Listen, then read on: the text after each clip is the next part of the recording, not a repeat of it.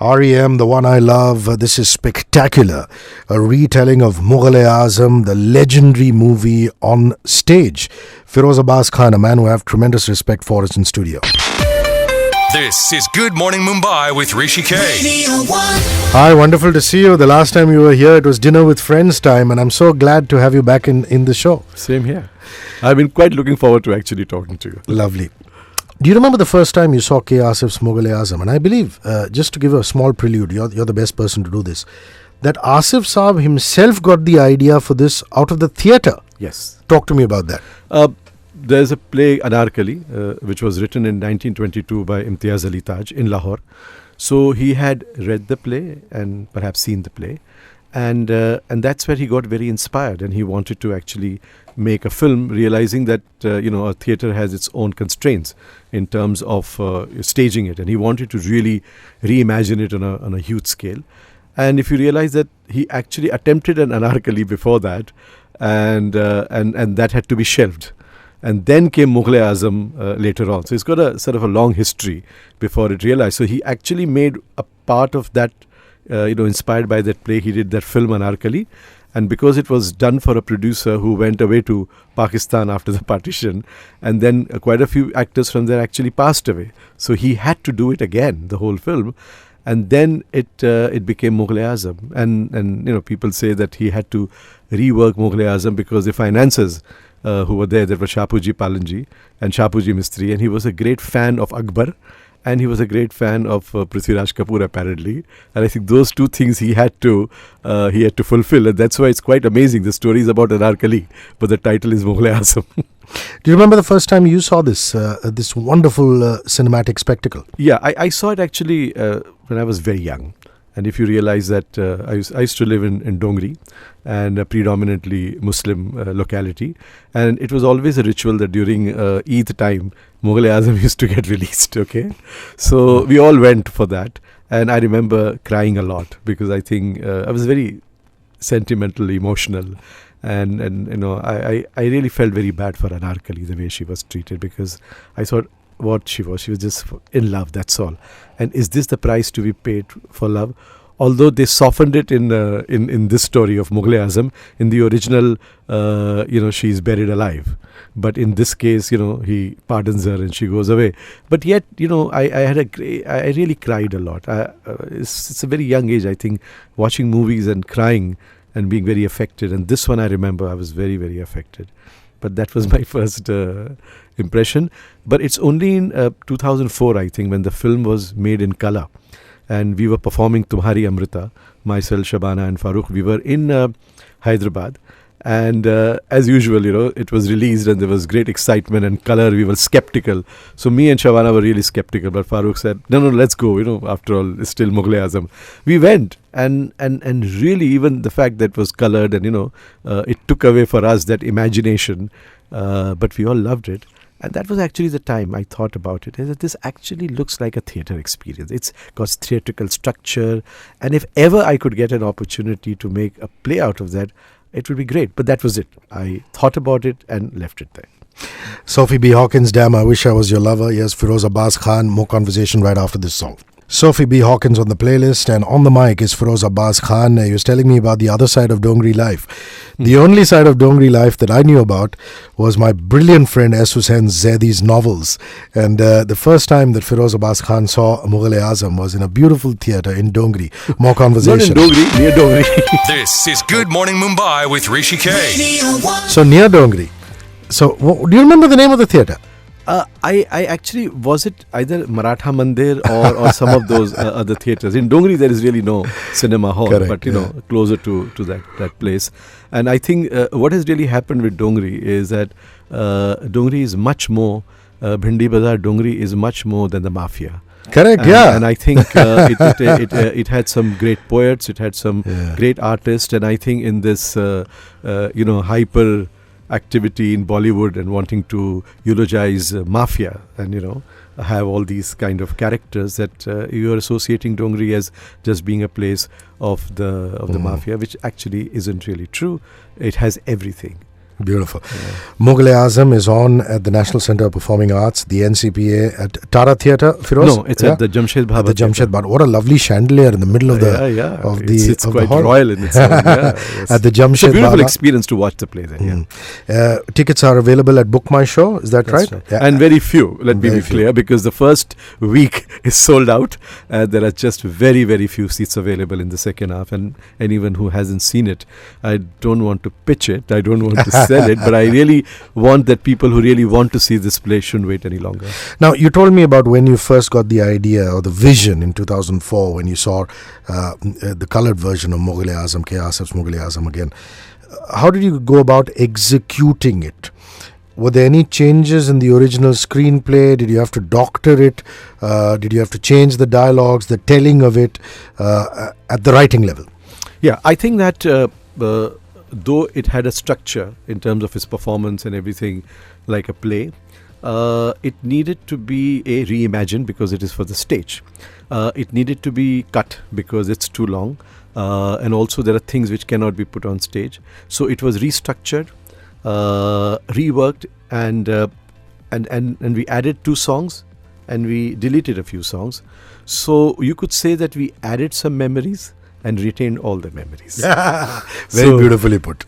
So when you come to Mughal-e-Azam, you'll relive everything and you'll take some more that we have added to it. We've been very respectful. It's a tribute to K. Asif Saab's vision and Mughal-e-Azam. I haven't changed a dialogue in the sense that I haven't replaced a dialogue to make it more simple, because the way the language is structured, it's almost like a work of architecture. You try and shake something here, the entire edifice starts shaking. So I tried that, it just didn't work. I kept it the way it is, and even some dialogues that have been added, because what I have done is made the Sangtarash as a narrator of the play. So whatever were the voiceovers are now Sangtarash. Sangtarash is a narrator. He's also the character and the narrator. So he takes the play along with him. So he narrates the play and then you sort of, see the play. So when I had to add some of his dialogues, they are also written in the same way, so you would feel that this is part of Mughal-e-Azam. I've done from a place of great awe, respect. It's not come to say that, look, I'm going to do now, take this and do something really, very different. No, it is so beautiful. I just added some things to it, and with great respect. Yeah. Pictures of Feroz Abbas Khan coming up on Twitter as well as Facebook. It's at HRISHIKAY on Twitter. Please comment under those pictures. On Facebook, it's HRISHIKAY, the page. You could leave a comment on the timeline or inbox. And facebook.com/radio1.mum, our official page. Please leave a comment on the timeline inbox and I will read it out on the show. Up ahead, more conversation, this time about the collaborators, the art director, the music director, all of that. Don't go anywhere. Nick Kershaw with Wouldn't It Be Good. Mughal-e-Azam is playing out of the Jamshed Bhabha at the NCPA. 2 sets of shows, one starting the 5th and the other, I'm just going to get Feroz Abbas Khan's views on that. This is Good Morning Mumbai with Hrishi.K.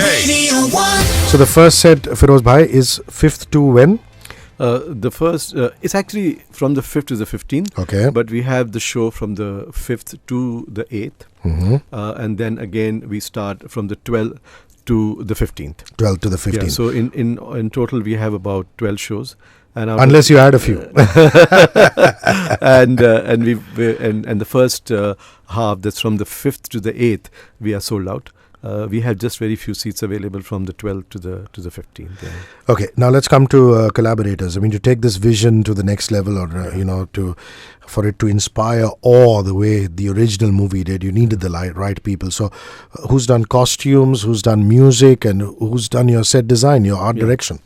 Well, I think let me go slightly to the point when it all started, because the art directors, they all came in later. There are 2 institutions and there are 2 people who are very, very critical of having realized this play. The National Centre for Performing Arts, because they were the first one to whom I had gone, and this extraordinary woman, Deepa Gehlot. She just, I wasn't going to be doing with them. I was going to do it somewhere else with somebody else. But she took to the NCPA, and then NCPA and, Mr. Santuk there, they were so excited, they said, we're going to do it. Then the second is the Shapurji Palanji group, because Shapurji Palanji have the rights of Mughal-e-Azam. Sure. Without they coming on board, it won't work. But then there's an extraordinary gentleman called Dipesh Salgia, who looks after this. And he actually said, let's not do a small production. If you want to do Mughal-e-Azam, it has to have the same imagination as it was the movie, because only then it makes sense for us to actually give you the rights. Giving you rights just for royalty doesn't make sense. He said, we want to be partners in this. And I think once they got into board, and particularly, Dipesh, the way he got on board, putting the entire muscle of Shahpurji, plus they became partners and financed the project, it became much bigger than I had imagined. So that's where it starts. Then I got the technical people, and I had loved the work of Neil Patel. He's of Indian origin, but he works on Broadway and off-Broadway and television and films. And he did last Dil Dhadakne De was a production design that he did. And I had liked his work. And so, in fact, Zoya, I should give her credit, and I called her Zoya Akhtar, and I said, Zoya, I want to be connected with Neil Patel, and she was very gracious to do that. And then it went. And then, of course, I was using, we were going to make this production very mobile, in the sense that we have so many locations. So how do we do? So we were going to include technology in this. Technology would still look very real. So I said we need projection. So it would be a combination of 3D sets and also with projection. So everything together, you get the scale and you get the beauty of that period. So I said it would be much better if you have collaborator close to where you are. So he got this wonderful guy called John Narron, who has done some extraordinary work in projection, which looks almost real. And then I said, lighting design here is extremely important, because all these three people have to be at the same place. So I said, okay, you choose a lighting designer too. And that's the reason that we got David Lander, who is many award-winning, he's an award-winning lighting designer, and nominated on Broadway with Tony Awards. So he is really, so all these three guys are extraordinary, talented. And then we had a terrific art director in Saroj. He did a fabulous job. And then we got sound was very important. And there is this really Richard Nowell from London, who works at the, on and off with the NCPA for this Symphony Orchestra of India. Really somebody very, very special. So he came and he did the sound design.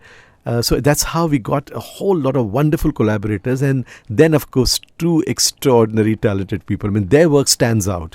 One is Manish Malhotra, his costumes, and then Mayuri Upadhyay. I think Mayuri Upadhyay is one of the finest choreographers that we have in this country, and her contribution to this play is immense. She's truly the collaborator of these all guys are collaborators, because it's just one person can have the vision, but to realize you need really people who have the same passion, aligned in the same direction. And I think the work that Mayuri has done as a choreographer, that stands out, and then all the others put together. So it really is truly a collaborative work of all these wonderful people. The Wonders, That Thing You Do, more Feroz Abbas Khan right after this. A stalwart of theatre, Feroz Abbas Khan. If you haven't seen Tumhari Amrita, Salgira, Dinner with Friends, all these wonderful plays that he's been a part of, then it's time to see Mughal-e-Azam. It plays at the Jamshed Baba from the 5th to the 15th. And I'm in conversation with the director. This is Good Morning Mumbai with Hrishi.K. So the actors, Mughal-e-Azam, who plays what? Give us the lowdown on that. For a play of this kind, we need to have two set of actors. But of course, the first run that we did, Akbar is played by Nisar Khan. Anarkali is played by Priyanka Barve. She's a fabulous singer from Pune. And I took her primarily because she was a singer, because in this play, all singing is live. In fact, this is one of the problems, that despite we announce in the beginning that actors are singing live, nobody believes it. So in the interval, I have people coming in telling me, including, Mukesh Appari, he came, the friend, and he said, he asked me, are these people really singing live? I said, of course they're singing live. So in fact, what we do now, that the curtain call, we ask Priyanka to sing again to sort of reassure everyone that this is live singing, because they are not, I think, not used to on this scale to believe. And the quality of, the sound and everything is such that you believe, no way, this is not singing, their lip movement. So Priyanka came from there. Then there's Bahar, who is Ashima Mahajan. And then there were other actors. There are two set of actors doing Salim. One is Sunil Palwal and the other is Dhanveer Singh. And there were then other. So these were actually, I picked up actors. I wasn't going to take any big names or anything of that. So I was very clear because you can't get Dilip Kumar, you can't get Madhubala, and this is a completely different medium. You need that kind of dedication. You need people to be, and you know how it is in theatre.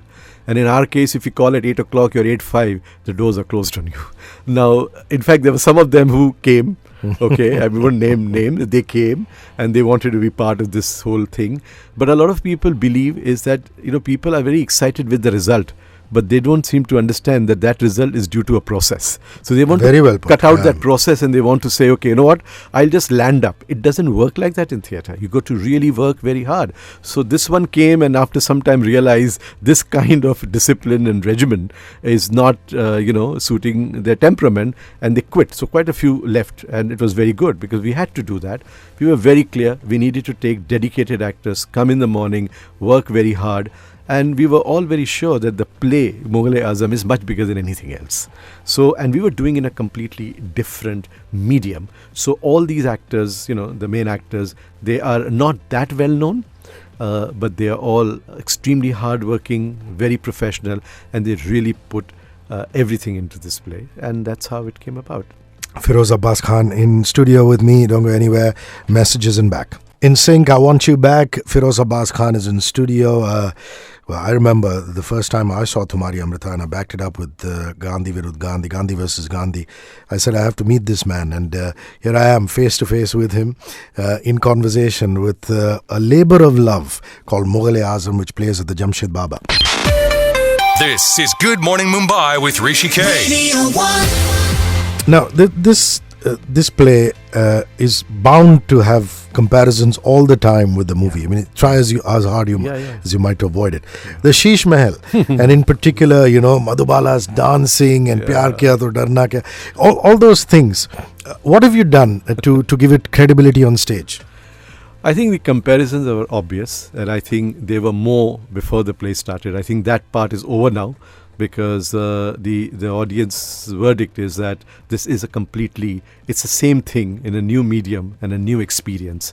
So that is something. And the best part is that the younger generation who would find the film slightly not the way they watch movies have found the theatre production very accessible. So I think that part now I'm okay. But comparisons would be made. And I think one of the things that about Sheesh Mahal is that a friend of mine came to see. And before we reveal the Sheesh Mahal, there's some lovely Kathak pieces and silences and ghungru, and there are mirrors, And she was saying, now this is where these guys are going to go wrong, because nobody can recreate Sheesh Mahal. And says they're going to do this, experimental stuff for some mirrors here and something like that. But a time comes when the scrim goes up, and when you see the Sheesh Mahal, you just are going to be completely blown away. It's really very beautifully done. You would really watch that. And then in Pyar Kiya To Darna Kya, it was only Anarkali. Here we've got 33 dancers with her. And this interpretation of Anarkali, and the credit goes all to Mayuri, who just reinterpreted the way this whole song had to be done, is seriously the set piece. It's something, and that's an interval point also. I can assure you that when you see this one, and even now, even if I'm outside, it's just this point that I come and watch, and it really gives me goosebumps, because it's really very, very beautifully choreographed, and the whole interval point, that whole conflict point between the father and the son, and the audience wanting to know what next is going to happen after this. Sheesh Mahal has surprised everyone, because that's something nobody thought would be possible to do on stage. It's a question I should actually ask your actors, but since I don't have any of your actors here with me, I have to ask you: are you all calm when you're directing a play, or do you lose your the slang way of saying it? Do you lose your shit? I think over a period of time, I have realized one thing, is that when I work with actors, I feel that my job is to bring out the best in them. And many a time actors are their own enemies. So they don't want to push themselves. They don't want to, and that's what distinguishes from great actors and actors who really make it, because they first of all believe that they can do it, that they are big in their head, okay, and then they are very big in their effort. Now that's something that doesn't happen, and I believe is that I look at each actor in different ways. Some of them you can have conversation, some of them you give them images, some of them you give them some words, and some of them you actually go and confront them and even fight with them, because I'm very clear my job is to get the best performance. It's not a PR exercise.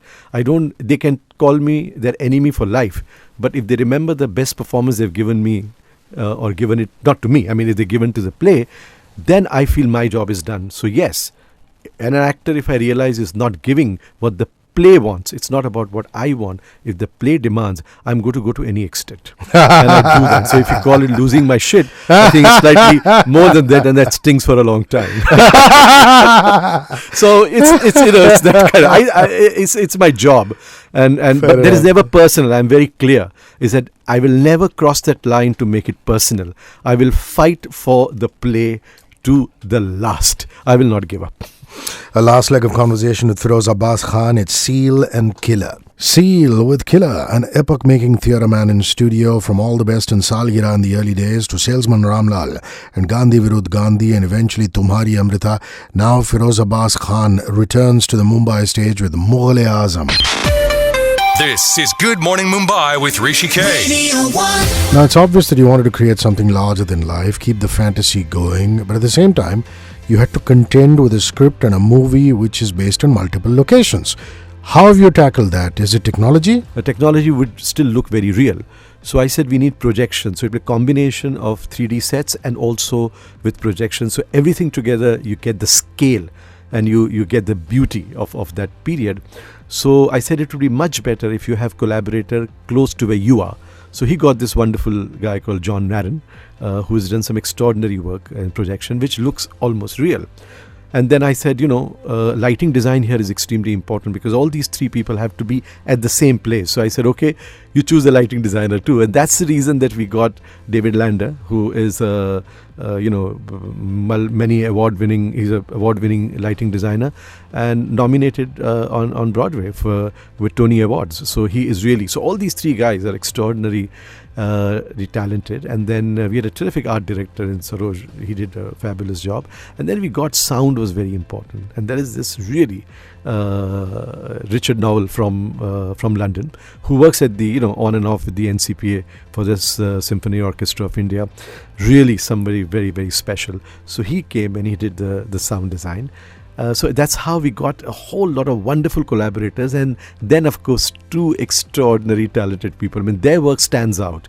One is Manish Malhotra, his costumes, and then Mayuri Upadhyay. I think Mayuri Upadhyay is one of the finest choreographers that we have in this country, and her contribution to this play is immense. She's truly the collaborator these all guys are collaborators, because it's just one person can have the vision, but to realize you need really people who have the same passion, aligned in the same direction. And I think the work that Mayuri has done as a choreographer, that stands out, and then all the others put together. So it really is truly a collaborative work of all these wonderful people. Sounds like that.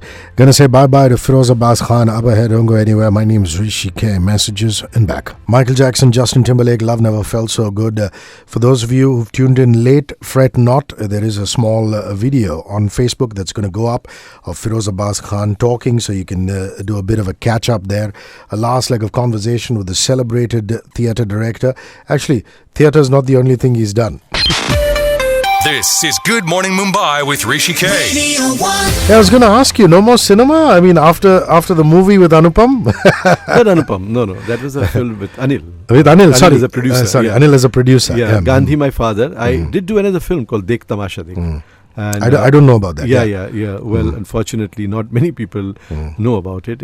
It's a work very close to my heart. But it was released at a time where things were all quite difficult and complicated. But that's cinema for you. But that's it. But I would like to make another film. But it's not that I miss making a film. I feel so realized in theatre, and also that last 3 years I've done something very, very important in my life, that I used entertainment education.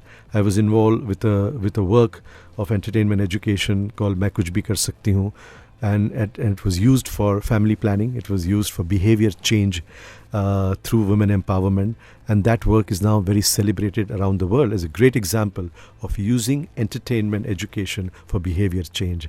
And it's one of the 3 celebrated programs internationally. So that part of the job that I did for 3 years have been very, very fulfilling. So I just want to do good work. It could be in theatre, it could be in television, and it could be in cinema. Maybe cinema and me have still not been able to come to some kind of a success ratio. Hopefully, though, of course, Gandhi, my father, has gone all over the world and it's extremely satisfying.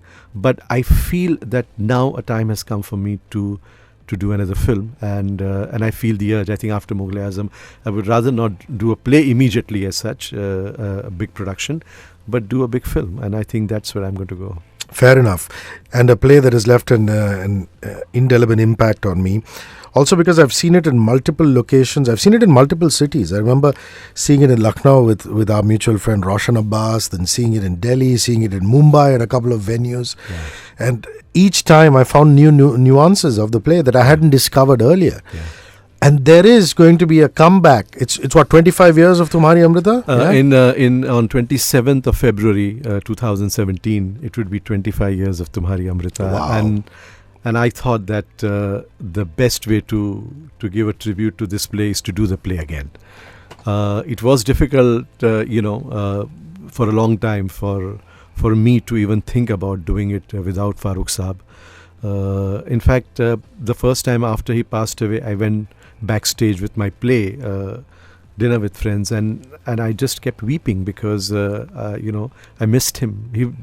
We'd become so together, me, Shabana, Farooq, 22 years of that kind of intimate association, using the play not just for the play. It was used for so many things. It launched many NGOs. We donated so much money, raised so much awareness and money all over the world. So it was something which made all 3 of us very complete as theatre actors, directors. So it was so important part of our lives. And to do that without Farooq Saab was unthinkable. But I think time heals, and though it's not fully healed, yet we believe that the play has to go on, and it's a work that people want to see, and we should share it. So I believe sometime in February, on its anniversary, hopefully, we should be back with Tumhari Amrita with a completely new cast. Well, I'm going to invite you back for that, because you're not giving any details away. Whether Shabana is going to be still in there, or somebody else comes in. It's a new cast. Yeah. Fair enough. So I shall wait for that. Suffices to say, best of luck for this next run of Mughal-e-Azam, and see you in the theatre. Yes, I'm looking forward to having you in the theatre. Lovely. Okay. Thank you so much for dropping by. My Cheers. pleasure. It's In Excess and Afterglow.